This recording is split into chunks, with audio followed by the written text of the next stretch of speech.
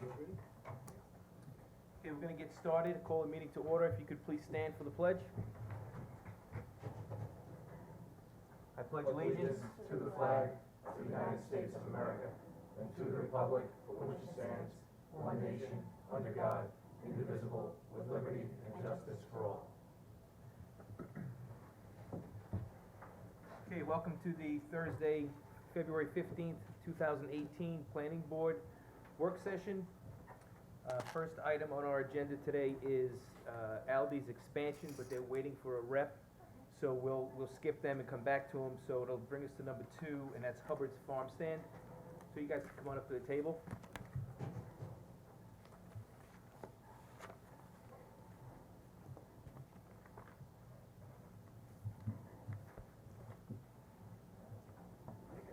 Good. How are you? Just tell us who you are for the record. Jason Hubbard and Becky Hubbard. Okay, welcome. All right. Greg reviewed your application, and he'll brief us on it. Yeah, we'll kind of go over what we've got here. So the planning department received a farm stand application which is seeking to legalize a pre-existing farm stand and permit the continued use of selling agricultural goods at a roadside stand.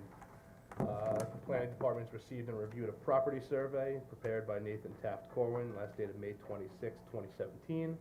It depicts the subject parcel as well as the neighboring parcel to the south, and it also depicts a 3.3 acre leased farm parcel which is located congruent to the subject parcel to the east.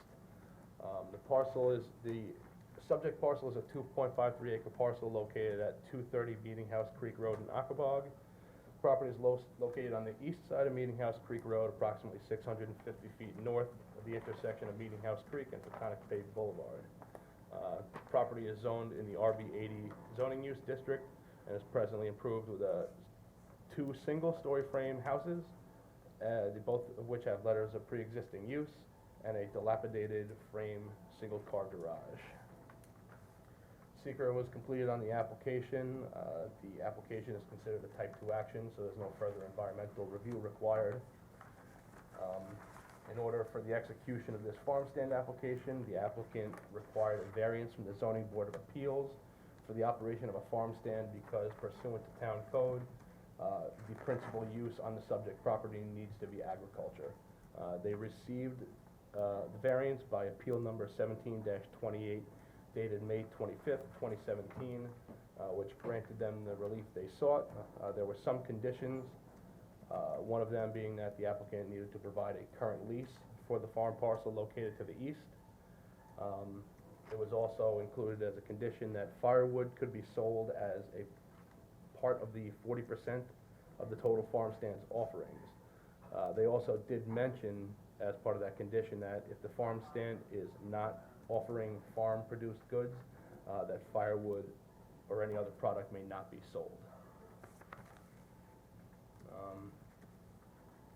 Pursuant to the conditions of the relief granted by the ZBA, the applicant has provided the planning department with a year-to-year lease agreement for the 3.3 acre portion of the farm parcel. The farm parcel is located within New York State Ag and Markets District, and it was confirmed by the town assessor's office that property does receive agricultural tax exemptions. During a site visit conducted by on page 3 and 4 of the staff report, I've just got some pictures that were taken for a site visit, just showing the 2 carts that the applicant has, as well as a sign. There are really no significant concerns with the way the farm stand is configured in its current state. But there was some concern. I referred the application because it's on a town road. I did refer the application to the Riverhead Highway Department. In an email dated February 8th, 2018, the superintendent of the Riverhead Highway Department stated that he would like to see a 5-foot asphalt apron along the frontage of the property with the farm stand. And the purpose of that was just to try to prevent dirt and gravel from entering the town right of way. It was referred to the Suffolk County Planning Commission. It was considered to be a matter for local determination.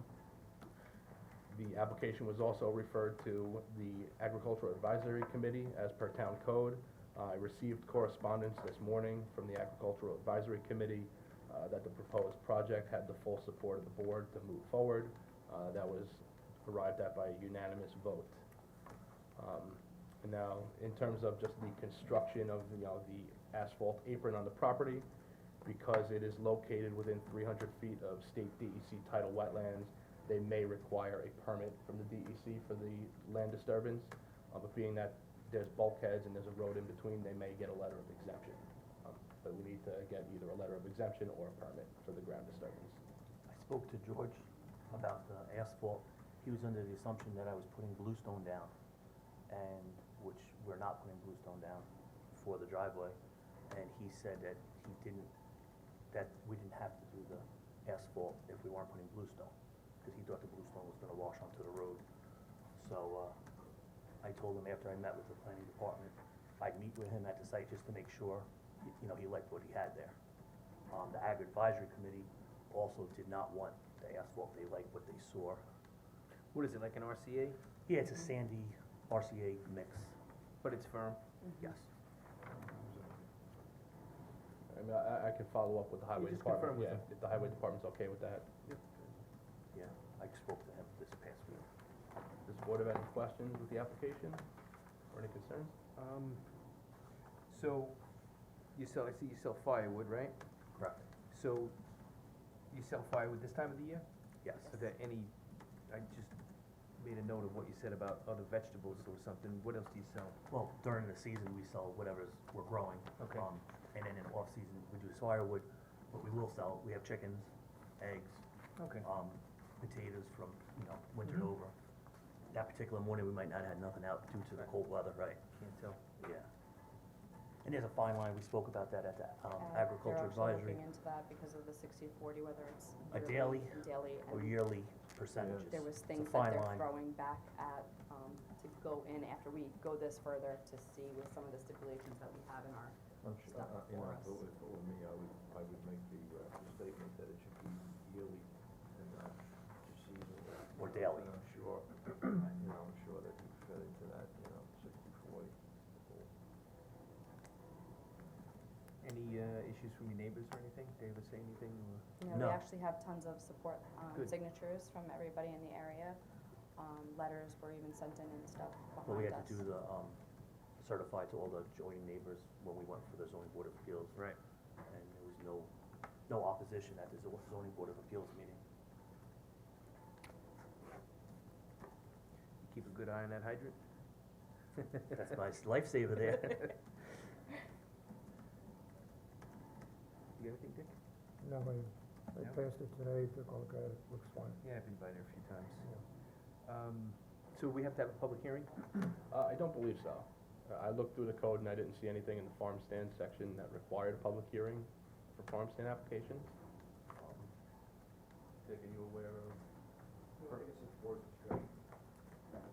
You said you had letters of support for the variance, from all the neighbors, or? No, we just had random ones, and like I said, I got a ton of signatures, too. Like even on our ZBA, we had 30, 40 people in here with us, backing us behind it, all from the community, all from Aquabog, just, family, friends, everything, but signatures, Did anybody speak at the, variance hearing in opposition?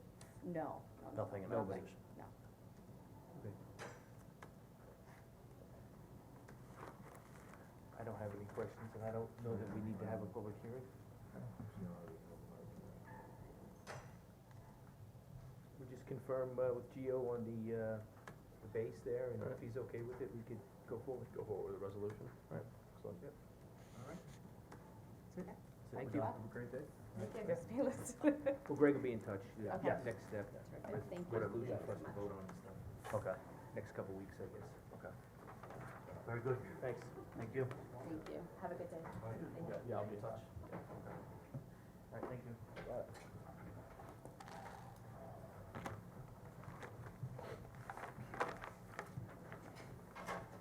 Now we're ready? Okay, so next item on the agenda is, actually item number 1, Aldi's expansion.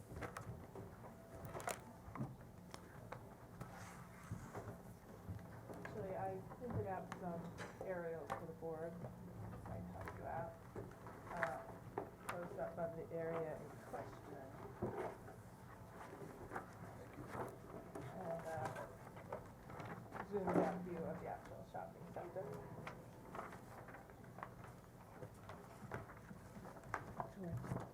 The Aldi's is highlighted in yellow.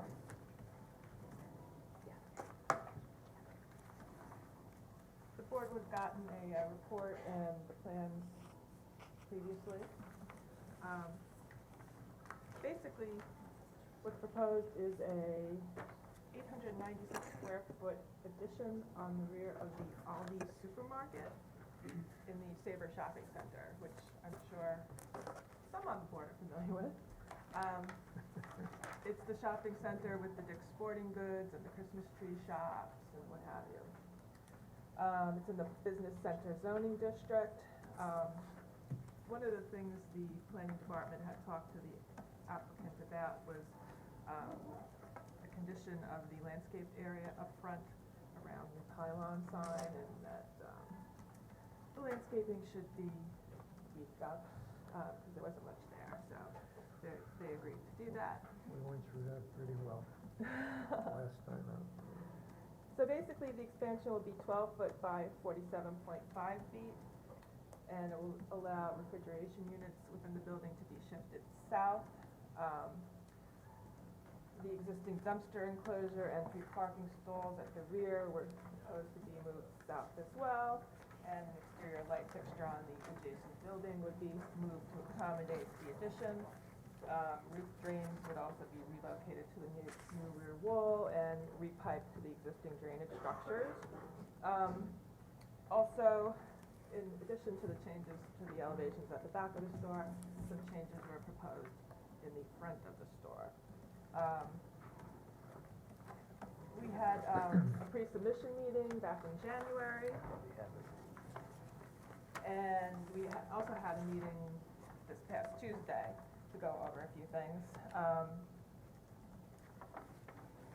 When I first got the application, I gave some preliminary comments because I didn't want too much time to go past before I addressed things like the need for agricultural preservation credits,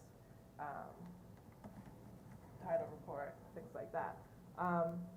If the board remembers, the previous development required transfer of development rights, so this proposal also requires 0.6 agricultural preservation credits.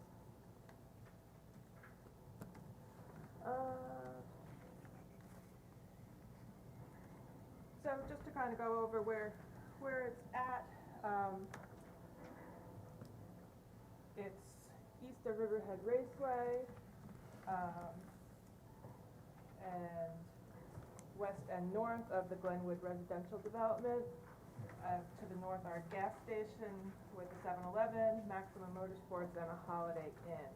There's already cross-access in place right here between the Maximum Motorsports and Sabre Shopping Center. So on pages 3 and 4, I have some photos. If anybody needs a copy of the report, I can provide that.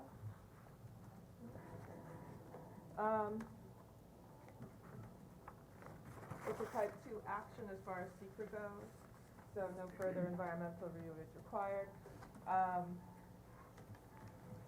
Since the shopping center was approved, the parking ratio has changed for retail uses, so actually less parking is required now than was previously. You know, my comments were there were some discrepancies in square footage. The parking summary chart still listed dry retail 1 and dry retail 2, although those uses had changed to a nail salon and the Sabrosa Mexican Grill. That was done as a de minimis approval after the original approval. Who did that? The de minimis? Yeah, the planning board? Well, de minimis, the planning board doesn't sign off on it. It's planning department approval. Okay. So it was just a change from retail to nail salon, and the restaurant, it was found that it didn't, you know, there was no real issues with that. It did indicate that all the lighting had to be in conformance with the the dark skies code, which we're gonna get into that a little bit later.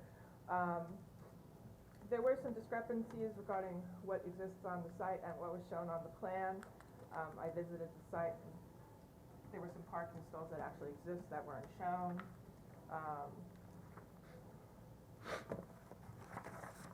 And also between the number of stalls shown on the drawing and listed in the parking summary chart.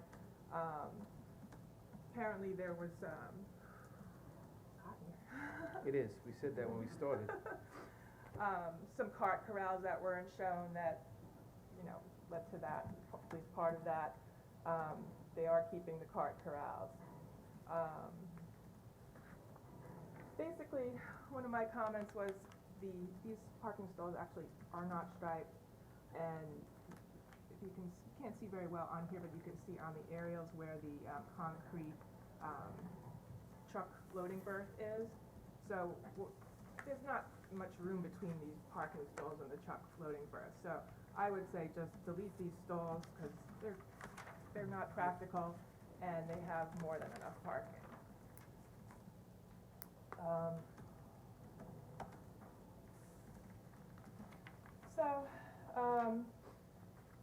The plan needed to be updated to fix the tax map number because the two parcels that make up the development were merged quite a while ago.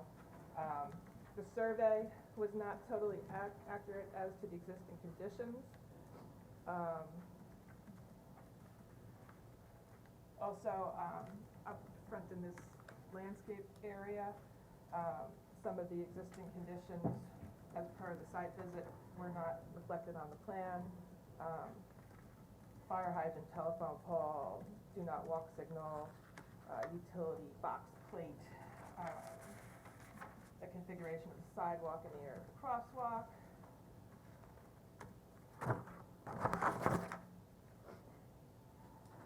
Just again, some square footage, small discrepancies. So I think most of these comments are easily corrected, and we talked about them on Tuesday.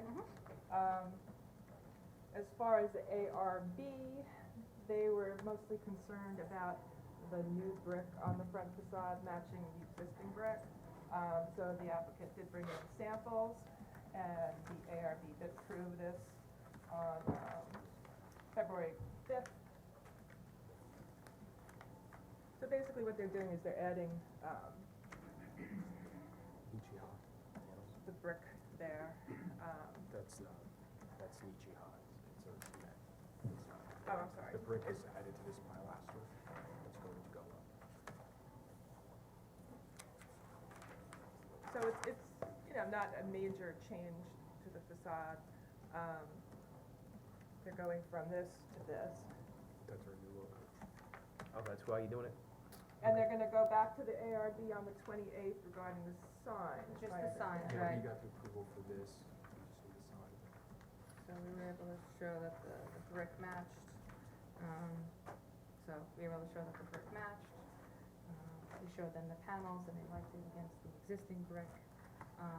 So we actually received the approval at the last ARB hearing for that. And correct, Karen, we do need to go back to them for the sign change. You can see that there's a slight change in this sign, same size, but we have to put in an updated application to change out that. This one goes away, so it'll just be, the food market goes away.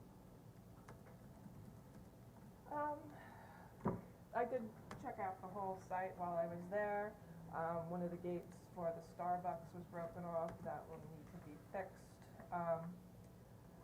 One of the guidelines for the BC zoning district is that deliveries and loading activities shall, to the extent possible, be restricted to the hours between 8 a.m. and 5 p.m. on weekdays.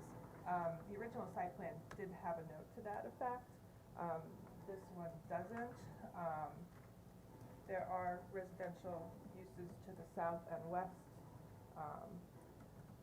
I did check into whether there have been any complaints about noise from deliveries and what have you. And according to code enforcement, they have not had any complaints about this site. You had mentioned, part of the reason for the expansion was to add refrigerator units outside. No, No. I'm sorry, in the Okay. new expanded area. Inside. Yes. Okay. Yeah. Yep. It's to push them back so they have room for more Yeah. other things. Yeah, the freezer moves back, it's more Salesforce space and more, fresh, cooler. How do you finish that, Yeah. that hill up there? Yeah, if you look, it looks Yeah. like they can put one more unit in Okay. there. So they'd be the only concern, that's the area. There is a retaining wall along the back, and there is, So this is also what it looks like back there now. some wooded area on the Glenwood property. So that probably acts as somewhat of a buffer. According to the Aldi representative, the usual deliveries are midnight to 5 AM. And that's been happening since we opened. So I just wanted to check with the board whether, you know, you feel like there should be anything in the approval about times of deliveries, but like I said, we haven't had any complaints to date. I also did, Karen, so you could see a blow up of this area. So that's existing, what it is. What we did in this area is similar to other projects where we lowered it about 4 feet to make the back of the site a little bit lower. And then as you can see there, there's a retaining wall.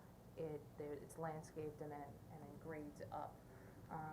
And then what I did here is to show you that obviously we're not coming any closer. Not coming any closer than already is existing with the Dick's and with the Christmas tree shops.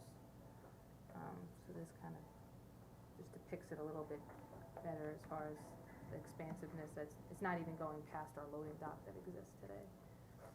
And you had said something about idling when you came in on Tuesday. Our trucks are idle-free, meaning that when they park to unload, the truck shuts off. The refrigeration keeps going in the back, but the truck shuts off. But it's meaning our truck from South Windsor, Connecticut comes fully loaded with just stuff with Riverhead. It takes about an hour to unload. A little louder. Sorry.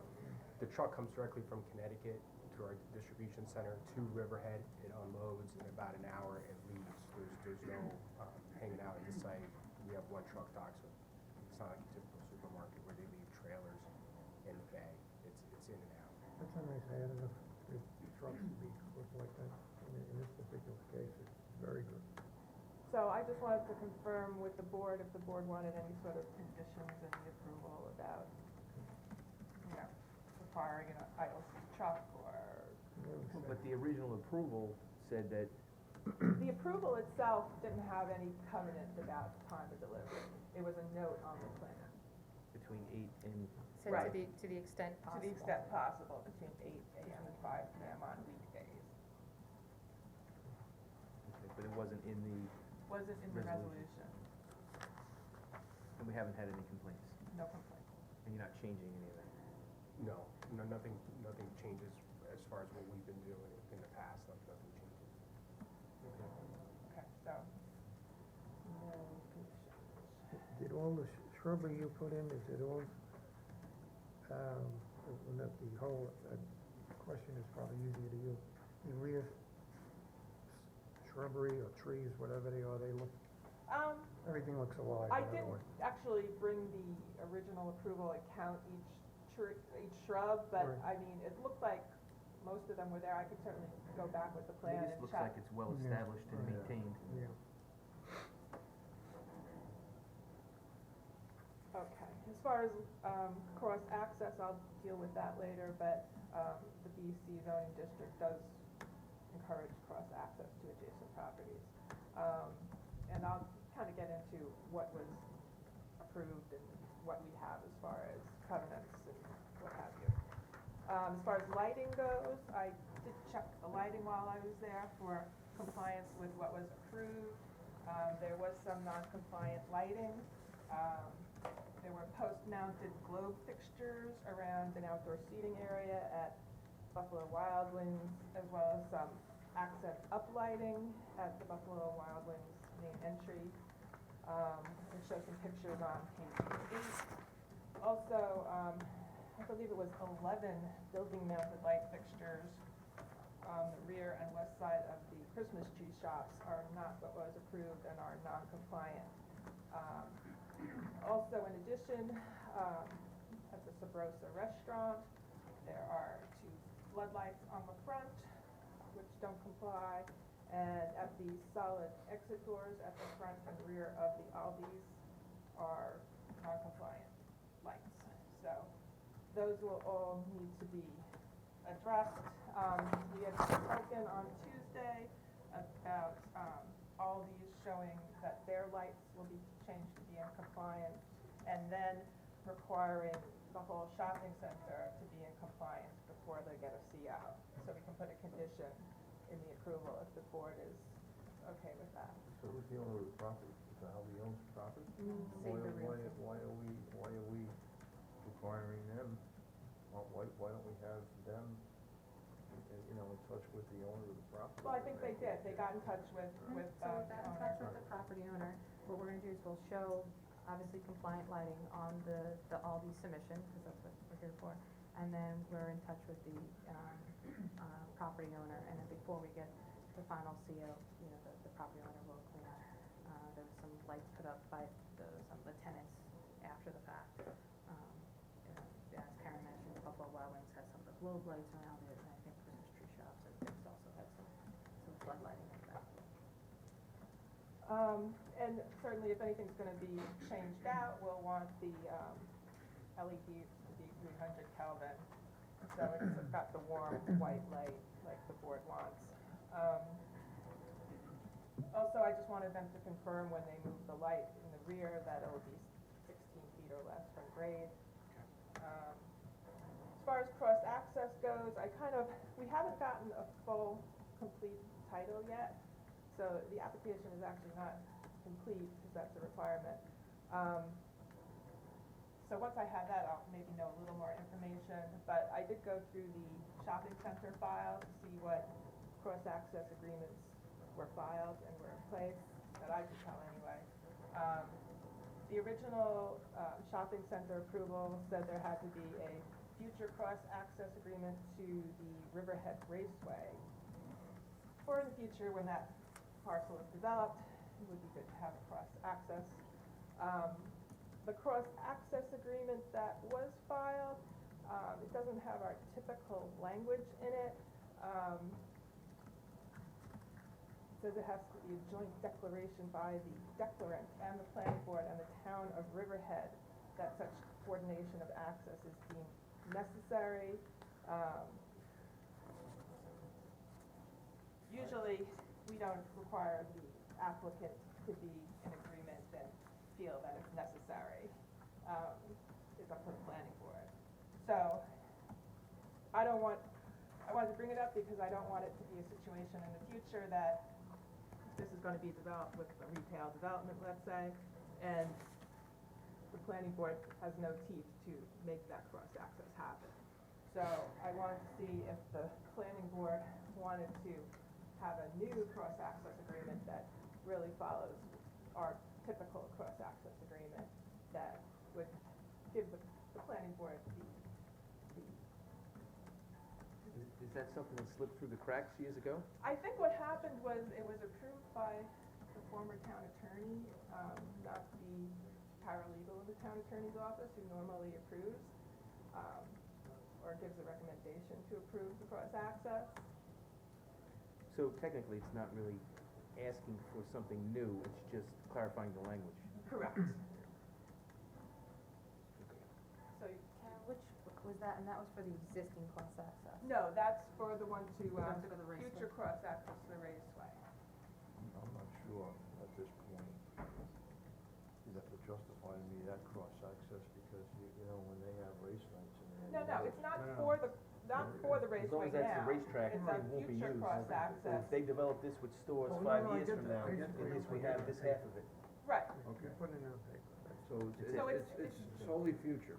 right, it's for these folks here, Saber, saying it's, Okay. they would allow it in the future, where the planning board wants us to go. That's fine. I'll talk to the owner, I don't think so. Okay. The original reason is when they were The doing one this that project, exists they is the were looking at motorcycle that property, Yes, and that's kind of where it The came only from, one where that it stemmed from. yes. And then, the condition conditions of approval for the shopping center was, cross-access to the Holiday Inn and the Maximum Motorsports property, that may be shown on the site plan. So, there is a cross-access to Maximum Motorsports, there is not one to the hotel. I don't think he wanted it. Um, I remember, So, yeah, so just going back to the, there was at one point, you know, going back and forth of whether or not it'd be worth it or if it made sense. And at the time, we agreed that a pedestrian access, cross-access made more sense, that street access didn't. And that, you know, we really wanted to have people and focus people going back into the light than Right, having and people I'm try to not skip really out. advocating for its use now. If the planning board wants, you know, a future vehicular cross-access agreement, we could certainly do that. But, the pedestrian cross-access, there's no agreement in place for that either. So if the board wants, we could get a cross-access. But it's shown here, right? Yes, but at least we could get the legal paperwork on this side. Does the board want that? For the pedestrian? Yes. I mean, if it's shown on there, on an approved plan, it should be. Okay.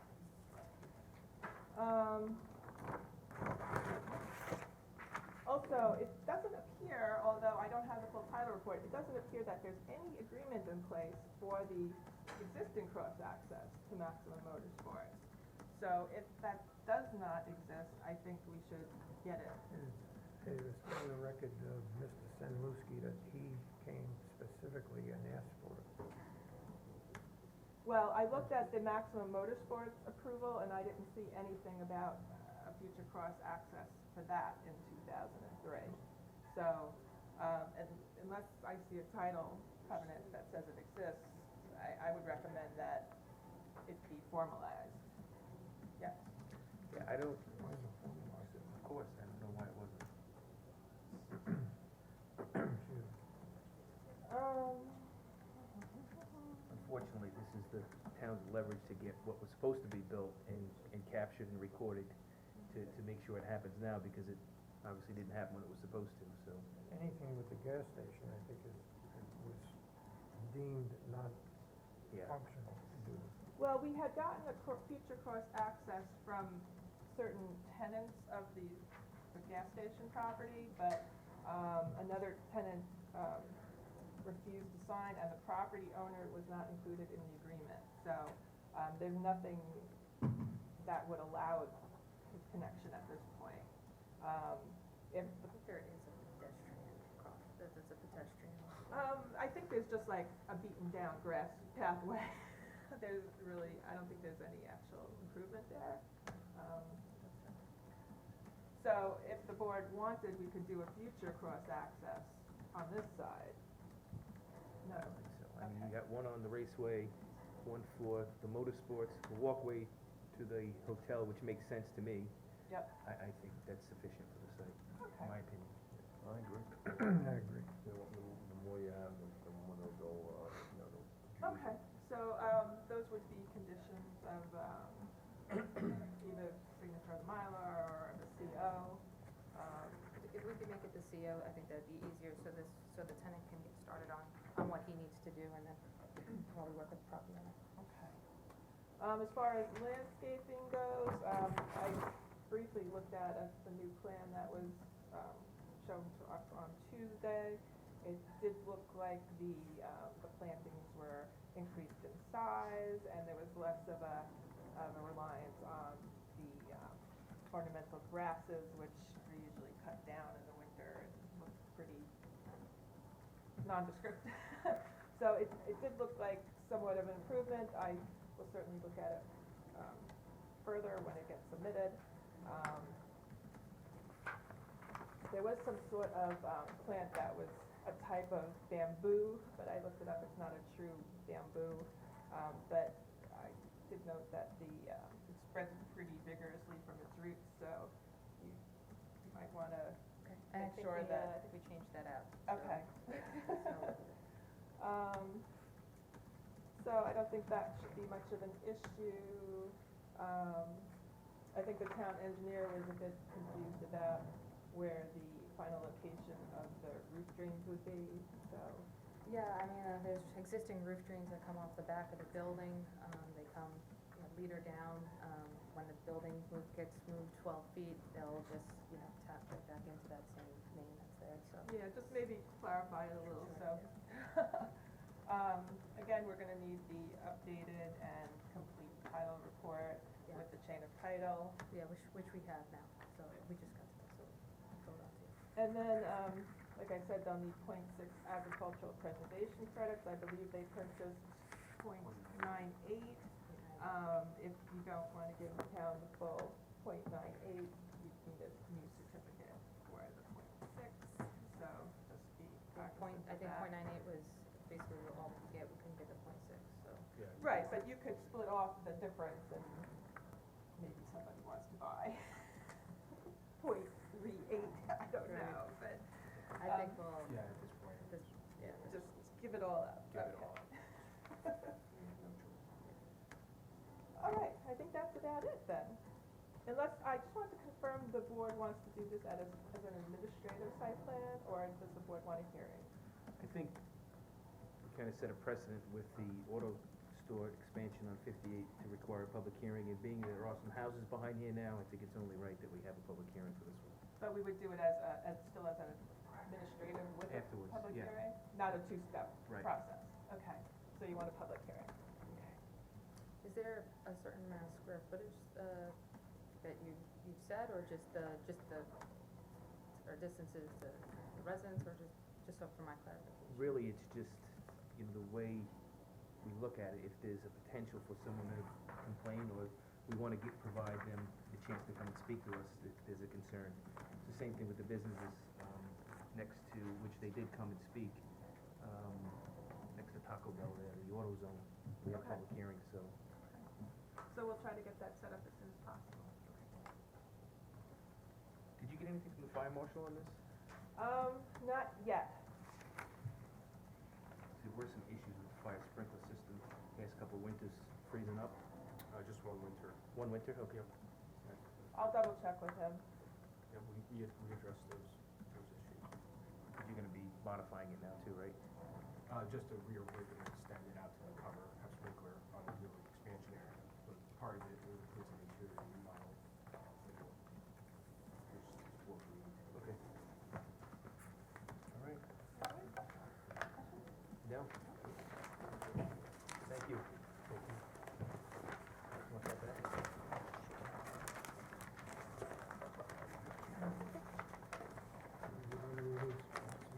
What's that?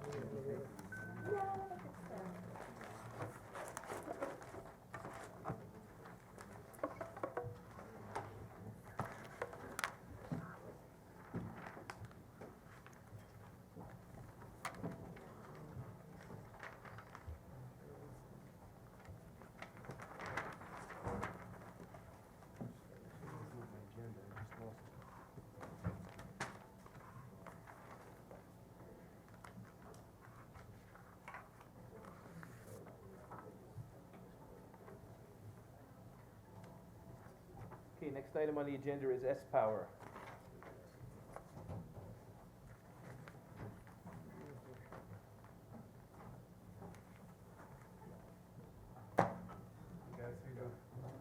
Good, how are you?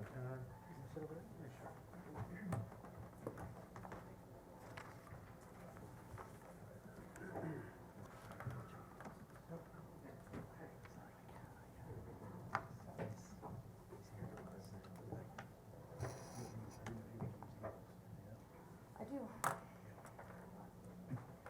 All right, so I'll just get into it. What we've got here, I just wanted to bring up the revised plans to the planning board. This is for S-Power, which is a proposed 20-megawatt solar photovoltaic facility to be located on Middle Country Road in Calverton.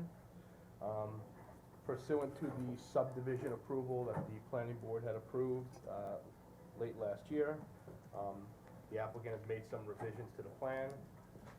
One of the revisions that they made was that the western access to the facility off of Middle Country Road was widened from 50 feet, now it's 55. That was just done for potential future expansion if this were to ever be built out industrially. The layout of the solar facility has also changed, as part of the subdivision approval. The applicants had originally considered Middle Country Road to be the front street.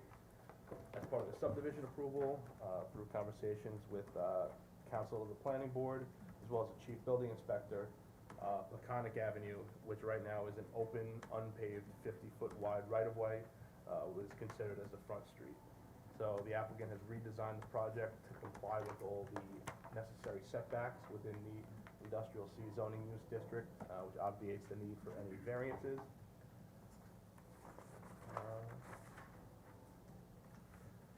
Right now, this is just the layout plan, just to present to the board.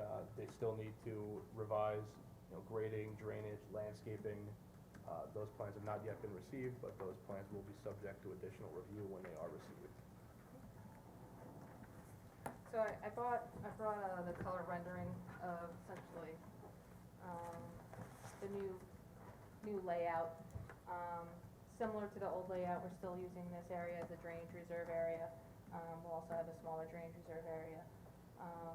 The landscaping that we had before all remains. So one of the things we did is make sure that all the landscaping remains. This is where the FCAL trail is, and this is the landscaping along on the inside of the fence. From this view here on Peconic Avenue, this is the double row of evergreens. This comes from all the way down here, goes up and does the entire perimeter up to Middle Country Road. We also have some landscaping as well and trees from this angle. And then the FCAL trail, again, follows along the entire FCAL trail around. So we kept all the same landscaping, with the additional setbacks or new setbacks. We are completely within, those setbacks. Everything's been pushed within. So it's really just a different panel layout. Are they the same type of panels that were originally proposed? Don't they shift with this time of day? Same ones? Yeah, single axis tracker. We have the panels in a warehouse. I can even kind of have the old one that we had, so you can see, it's essentially the panels and the roadway that changed, all the landscaping stayed the same.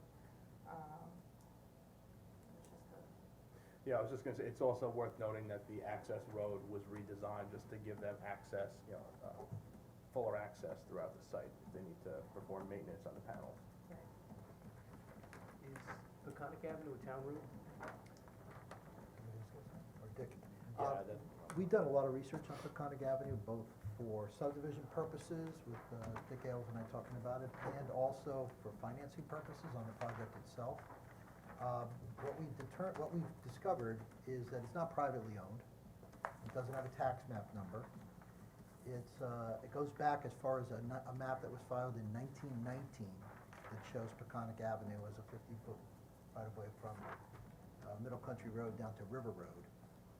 And so I would say the ownership is undetermined, really. It is I would say it's an unopened town road, unimproved, unopened town road.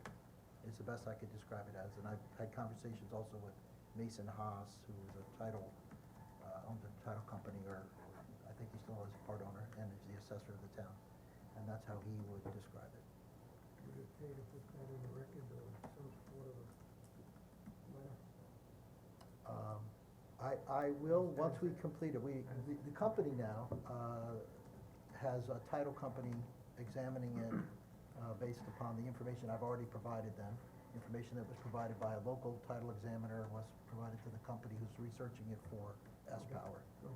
So as soon as we have final word and S-Power is comfortable with how to describe it, if that's the case, we are going to add a requirement for us and for the for the lender, that there be an easement granted under Peconic Avenue for the Gentile line, which is somewhere down here, right? Yeah, it'll come off like here. Yeah, right here, there's a Gentile line, it's gonna go under Peconic Avenue. I actually spoke to Mason Haas about it, and he thought maybe we'd do something similar to a quitclaim deed, but it would be an easement. So basically, the town is granting us what rights they have to the road, they're granting us the permission to go under the road that's undetermined ownership. Paper Street. Well, Basically. But never dedicated because No, never it's improved. basically Yeah. just basically Paper Street, and nobody ever did any work. it almost sounds like it's an abandoned town road. Well, it was never, it's a real problem. We spent quite an effort at it. If you start to align the project with 25, it's nonsensical to have this potential to put the road down the side, and I think you were gonna approve part of it, which would begin the ultimate construction of it. And the town you would be essentially, by doing this, moving it forward as a usable road instead of this unused, non-taxed. I mean, that's the curious thing, it's not, it doesn't seem to be part of the adjoining parcels, and it doesn't seem to, the tax man. And when you read legal descriptions that have been generated for all the properties in this area going back to at least the 1950s, they use Peconic Avenue as one of its boundaries. Yeah, the properties are bounded on each side by Peconic Avenue. And just to be clear, we do not show any improvements on this road. Our access, potential, access would be off of Middle Country. What we were planning on doing is using the existing kind of pathway that's there for construction purposes, so we wouldn't be, impacting the roadway and the new entrance. So during construction purposes, we would utilize that. What kind of condition is it in? Well, right now, they consider it a farm road. Oh, it's just a dirt farm road? It is. Where are all the, Stan, I could show you a little bit, so it's a little bit closer version of it. So, between dirt and gravel, it actually, so Peconic Avenue, the paper street, let's say, for all intents and purposes, is here. This is the existing entrance, so it's actually on DeLeo's property, and it kind of swings in, and then kind of lines with it, so the existing pathway and dirt road that's there now does actually fit inside, Peconic Avenue. The except idea for- here, there was always a concern that the only roads traveling north-south in this area is either Edwards Avenue or Wading River Manor Road, which is way on the other side of the Grummond property, or EPCAL. This was a north-south road that was somewhere in between. And it does, if you follow it on the maps, it does go all the way to River Road. But again, never opened. Used. There would be, if it wasn't considered a road also, you would have landlocked parcels. There are parcels in here that their only access is from Peconic Avenue. And a little further south, when you get into, there's another property here, owned by Westbury Properties, that is, its only access is on Peconic Avenue. That's interesting. And it goes back, it dated back to what, 19? They found a map, the oldest map we found was 1919, that referenced Peconic Avenue.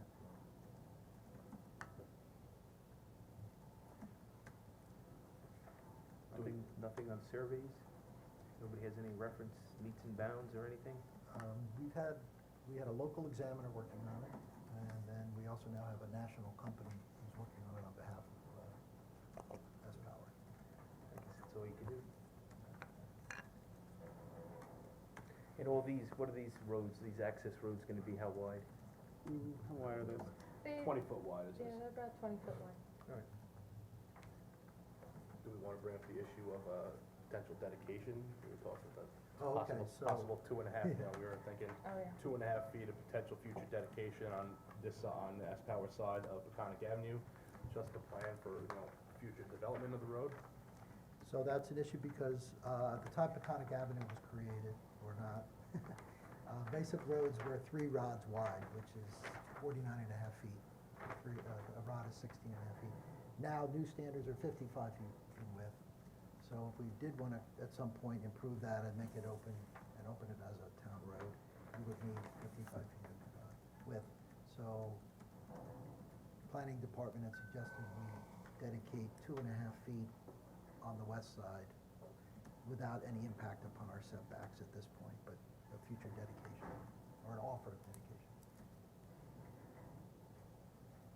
It would allow the road to be built out to town standards. If so and when. It could be 50 years, who knows, but yeah. So is it the 2.5 or 5? I mean, With the question of, if we're doing 2.5 on this side, and then it's, if they come in on the other side, do another 2.5.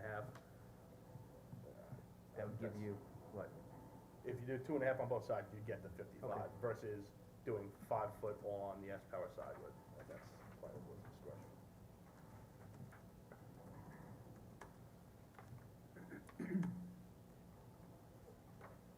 Board okay with the 2.5? yeah, I'm okay with the 2.5.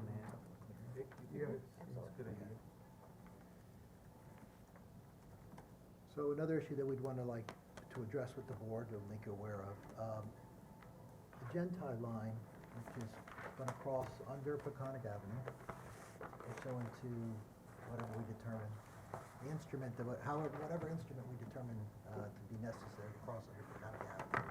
I think we'll do at least something similar to like a quitclaim easement, where the town grants us the right. And then whatever rights you have granted to us. Then we have to go across 2 private parcels, which is Bashi Calverton, which is kind of the western portion of the Calverton Links property. And then we cross under the Bola property. Yep. Is Get out to Edwards. that shown on that, one you have there? Let's look at this. So here's the Calvin Lake property, here's your Bola property. Okay. So, an issue that just came up recently, and it came up last week, and a letter was just prepared today. I believe DHV forwarded to Jeff Murphy, if it was addressed to Jeff Murphy, I don't know if it was forwarded yet. We have some issues, we got a notice from the DEC that they're identifying, I'm not sure if it's this area or in this area, but some of these trees have been identified as limited time of year when you can clear or be an incidental taking. So it's Because a letter of north- non-jurisdiction. Yeah, it's a northern, long-eared bat issue. It's a habitat for them. I'm not sure exactly where it is, but somewhere along this route. It's actually not along the road, we got a letter of non-jurisdiction, however, they recommended that due to their What time of the nesting, year is it? it's up to March 31st. From, November 1st to March November 31st is the time when you can clear. you can clear. Can clear. So what they recommended is that if this area was gonna be cleared, which it will be, that we do it before March 31st. So what we'd like to propose is put an application in to clear the 15-foot easement, now, so we can clear now, so in future construction, we wouldn't have to be tied to that November to the January 31st, March 31st deadline. You can't see it here, but the area of trees are right here. Actually, I have it in November. Okay.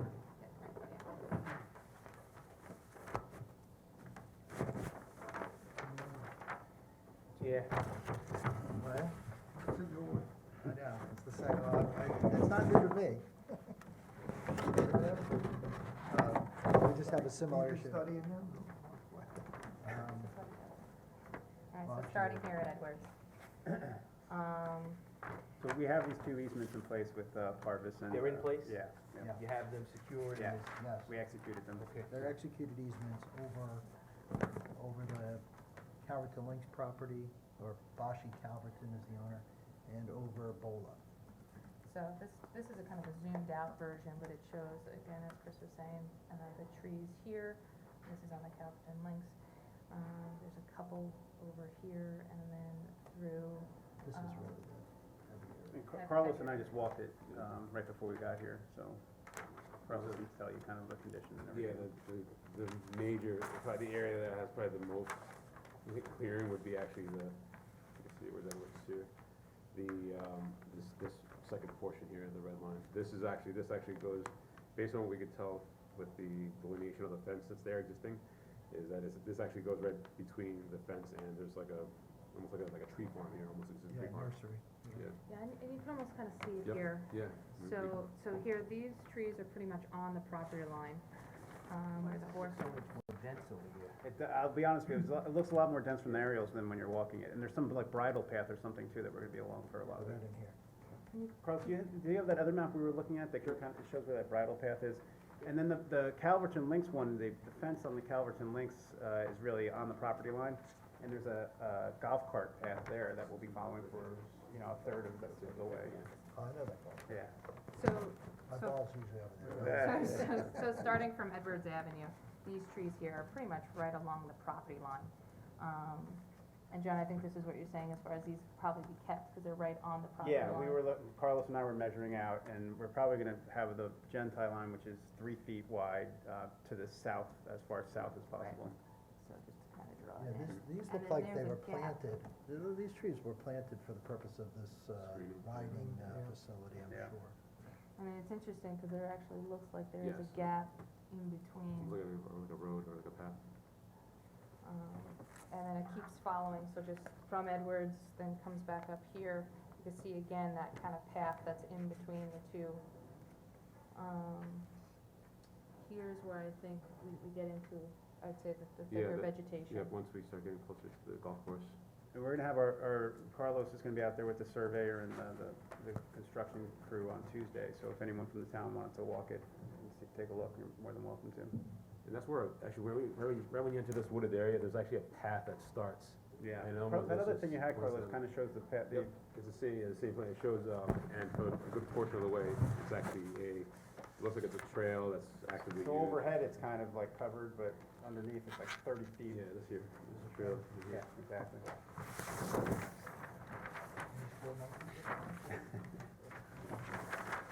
So here, past Yeah, that brush, that's the path and then right it there. goes into this pathway that's existing, and then the pathway that's existing, Yeah. and then it goes kind of back Mhm. in. And the fence is like, there's a fence this whole way, really, that can guide you. So this whole thing is clear, a lot is much, from the aerial, it looks worse than it is, but, like I said, we're out there walking the whole thing, so, and then this is the Leah property. Well, how close are we for the preliminary approval? I mean, we've still gotta get revised plans based on the new layout. I mean, we're still a little bit. Yeah, ways I away. mean, we were, just the little history, we had pretty much fully developed our plans. We went into secret, but they were for the most part done. Then, obviously, we went through the secret process. So for us right now, it's just more or less changing around some of that grading to go into the exact same area. We just have to work around those roadways. So our intentions are essentially to just grade it and get this back in the next 2 weeks. But our biggest concern right now is this March 31st deadline. We have our survey team going out there, staking out the area, the easement area. And then, Carlos will go out there, and take a look at that path and see what we can do. So Dick, question for you, how would we allow this to happen before approval? We're talking about the Clearing. Isn't the clearing a site plan issue, not a subdivision issue? Yes. And the site plan's been approved, if I recall? No. No?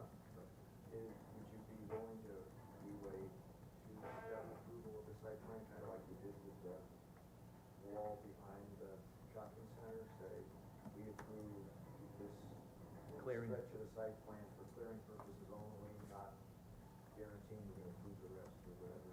That, but I think you'd have to do something, because right now you might wanna say yes, but I don't know that you have a framework to say yes. And they have to say yes on the site plan before we get a building permit. Well, you're not gonna get a building Oh, permit clearing permit. because you're just clear, you're not gonna put the tie line in. No, just clear. You're just gonna We need a clear, clearing permit. and then the DEC, because we have the same problem that Calvert Addiction Treatment Facility. I guess this area is on the radar of the DEC for this issue and the clearing. So, but the DEC didn't necessarily take exception to it because they never brought it up during the secret process. They're just saying that something you should be aware of We and, got a letter on February 9th, and I was like, well after the fact. right, so another curveball that I. Yeah. But, It was Minor written kind of minor. strangely too. I thought they were saying you don't need a permit, but yeah, it was just, they say it's not a taking, Right. Well, you didn't apply for taking. And they're telling, I think what I haven't seen the letter, but I think what they're saying is be on notice that if you do this activity during this time, we're gonna consider that an incidental take for which you do not have a permit. Correct. So although there's no jurisdiction to say you can or can't do what you propose, if you do it during this long time, you're going to be in violation of the taking section. Right. And you're trying to avoid that. So I think. That's where it differs from the other one, because Well, we gotta take in. That's fine, because they're in agreement to do it that way during that time frame. But my question really was, why didn't they identify that during the secret process? No, just, the letter was February 9th. February 9th. Something like that, very recent. The only other question I have, when you go along Edwards Avenue, I think the other color map is better. Well, this has got Edwards on it. Yeah, this is fine then. Yeah. So when you cross Edwards, you're gonna directional drill under there, right? Yes. And then you're gonna have another easement 10 here, feet. all the way to the other site, right? So I just, and we mentioned this, I just wanna make sure you put it on your revised plan that wherever the property line is, that the easement doesn't start for another 10 feet. That's why you can see, we've moved, this is the property line. So it would be 10 feet from the property line, then your easement. Yep, yep, In and, case, just for future. yep, and that's what we have right here. We made that revision already. Okay. Your It's already last- on also. You made that comment the last Alright. time, yeah, that was, it's good. It's already, and that and obviously follows all the way down through Edwards Avenue, as long as we're parallel to it. Do you have any problem doing the two-step approval for that? No, do you? So we'll try to come in, I mean, to get us time to do what we have to do, we're looking at maybe March 1, so that we can get the clearing done in March. Just for this, it's not a huge clearing, but it is some clearing throughout the 15-foot wide easement area from Edwards to Peconic. We just have to see the resolution. You have to clear anything in Peconic Avenue? You No. have to clear anything in Yeah, stop short, right. We're not doing that. People, you have already given me the consent. Yeah. You got the title issues resolved. I told them we're gonna clear on this. You already got a letter from Boland's attorney about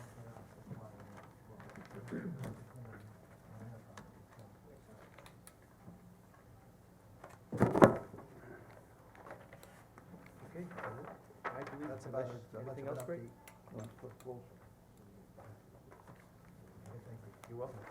Thank you.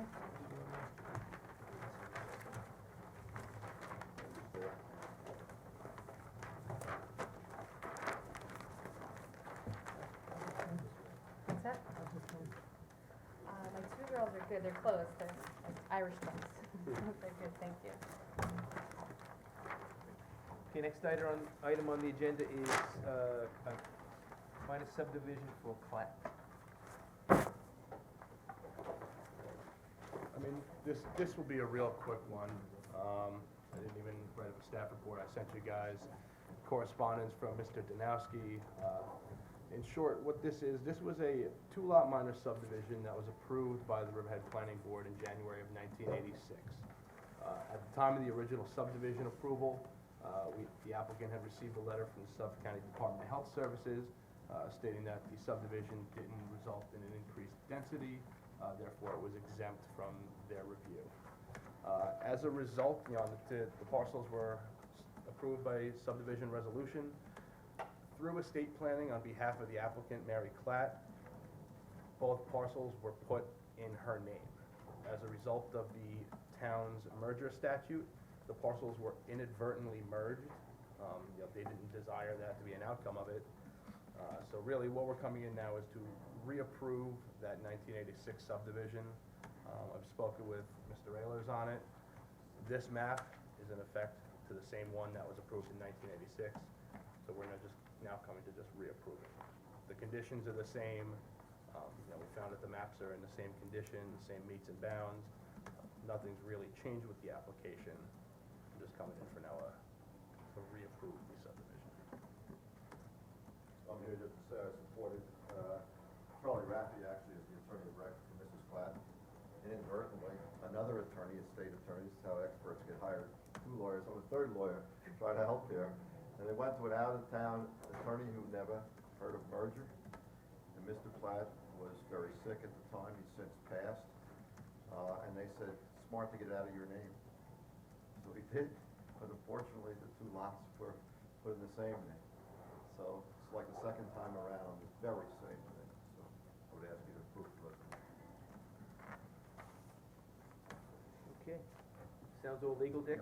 Well, that would, I mean, that's, you could go through the same whole big process again, but since nothing changed, it seems to be economical to. Okay. I do have the resolution for that up on this one as well. Very good.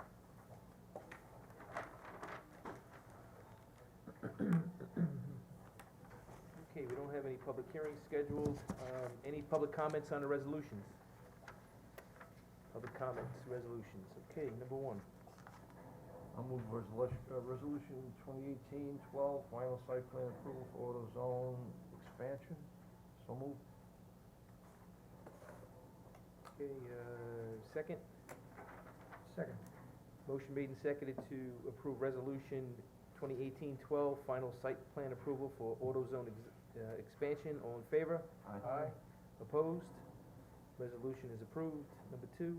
Number 13 of 2018, the final site plan approval for Twin Fork Beer Company. That's at 807 Rayner Avenue. So moved. Second. Motion made and seconded to approve resolution 2018-13, final site plan approval for Twin Fork Beer Company. All in favor? Aye. Opposed? Resolution is approved. Number three. I'll move resolution 14 for the minor subdivision of Mary Clatt, to approve the two-lot subdivision. So moved. Second. Okay, motion made and seconded to approve resolution 2018-14 for minor subdivision of Mary Clatt. All in favor? Aye. Opposed? Resolution 15 of 2018, the final site plan approval for TSA Capital Gas Station redevelopment. Before we vote on it, I just want to bring up two small changes, Mr. Kemp brought to my attention. There were just two typos, on the resolution, the heading, the last Suffolk County tax map, the one that says 13.1, that was left in from an older resolution, so we'll strike that. And in the first whereas, it says 2.628 square feet, just gonna change that to 2,628, so I'm gonna change the period to a comma. Okay, I'll also move it with the changes. It's at 841 Old Country Road. Second. Okay, motion made and seconded to approve resolution 2018-15 as amended, final site plan approval for TSA Capital Gas Station redevelopment. All in favor? Aye. Opposed? Resolution is approved. Any public comments on any matter in front of the planning board? Anyone from the public want to address the board? Okay, the minutes from February 1st. I'll move the minutes of February 1 for approval. Second. Okay, motion made and seconded to approve the minutes of February 2nd, 2018. All in favor? Aye. February 1st. February 1st, I'm sorry. All in favor?